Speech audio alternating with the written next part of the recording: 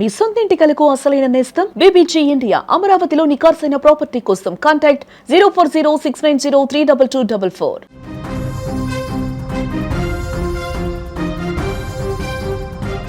బంగ్లాదేశ్లో అరాచకం అదుపు తప్పింది. రాజకీయ అస్థిరత ముసుగులో మైనార్టీ హిందువులను అక్కడ లక్ష్యంగా చేసుకుని జరుగుతున్న దాడులు ప్రపంచాన్ని వణికిస్తున్నాయి. గత ఏడాది డిసెంబర్లో దైవ దూషణ ఆరోపణలతో మూక చేతిలో దారుణ హత్యకు గురైన దీపు చంద్రదాస్ తర్వాత పలువురు హిందువులు హత్యకు గురయ్యారు.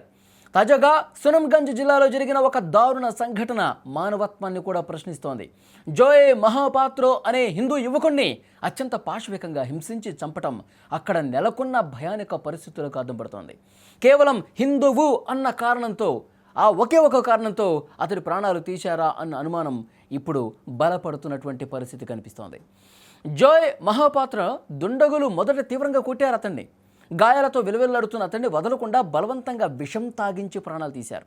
శరీరంపై తీవ్రమైన గాయాలు, కొట్టినటువంటి గుర్తులు ఉండటం చూస్తుంటే మరణానికి ముందు అతను ఎంతటి నరకం అనుభవించాడో కూడా ఇక్కడ అర్థమవుతుంది.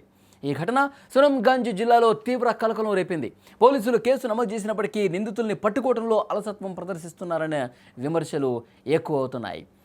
షేక్ హసీనా ప్రభుత్వం పడిపోయినప్పటి నుంచి బంగ్లాదేశ్లో హిందువుల ఆస్తులు, ఆలయాలు, అలాగే ప్రాణాలకు రక్షణ లేకుండా పోయింది. వేల సంఖ్యలో దాడులు జరుగుతున్నా తాత్కాలిక ప్రభుత్వం శాంతి భద్రతలను కాపాడటంలో పూర్తిగా విఫలమవుతోంది.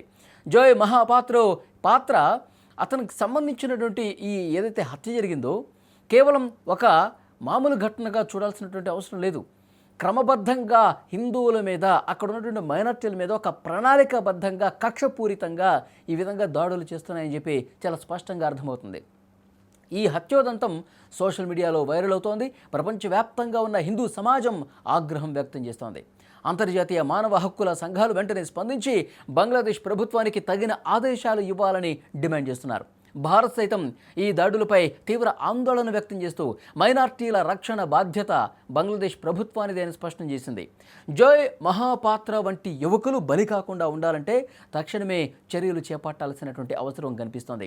కానీ అసలు మానవత్వం మచ్చుకైనా అక్కడ ఉందా అన్నటువంటి ప్రశ్నలు తలెత్తుతూ ఉన్నాయి. ఎందుకంటే బంగ్లాదేశ్లో ఎప్పుడైతే షేక్ హసీనా ప్రభుత్వం పడిపోయిందో, షేక్ హసీనా ఇటు భారతదేశానికి వచ్చి తలదాచుకుందో, అప్పుడు యూనస్ ప్రభుత్వం ఏర్పడిందో, అప్పటి నుంచి కూడా ఈ విధంగా విద్వేషపూరితమైనటువంటి ఘటనలు జరుగుతున్నాయి. కేవలం భారతీయుల మీద, హిందువుల మీద దాడులు జరుగుతున్నాయి. హిందువుల్ని చంపేస్తూ ఉన్నారు. తర్వాత హిందూ దేవాలయాల మీద దాడులు జరుగుతున్నాయి.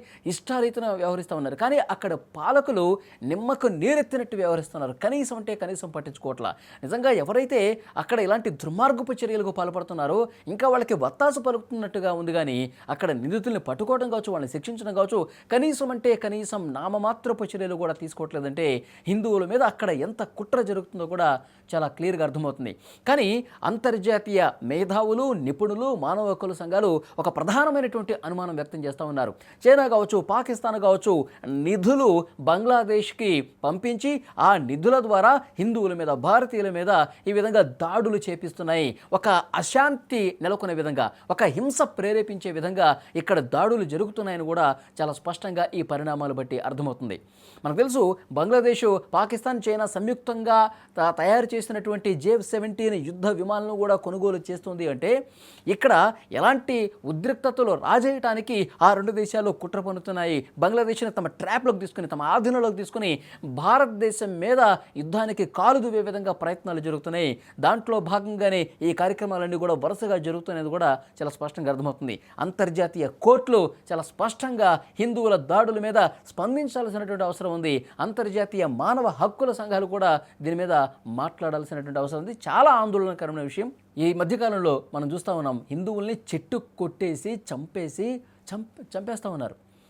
అంటే హిందువు అని కనిపిస్తే చాలు ఏదో రకంగా అక్కడ గొడవ పెట్టుకొని దేశం నుంచి వెళ్ళకూడదామా, లేదంటే ఇక్కడే చంపేద్దామా, ఇలాంటి ఆలోచన ధోరణి బంగ్లాదేశ్లో కనిపిస్తుంది. చాలా అంటే చాలా భయంకరమైనటువంటి పరిస్థితులు అక్కడ కనిపిస్తున్నాయి. ముఖ్యంగా హిందువుల మాన ప్రాణాలకు రక్షణ లేదు అనటానికి ఇప్పుడు జరుగుతున్నటువంటి ఘటనలే ఉదాహరణలుగా నిలుస్తున్నాయి.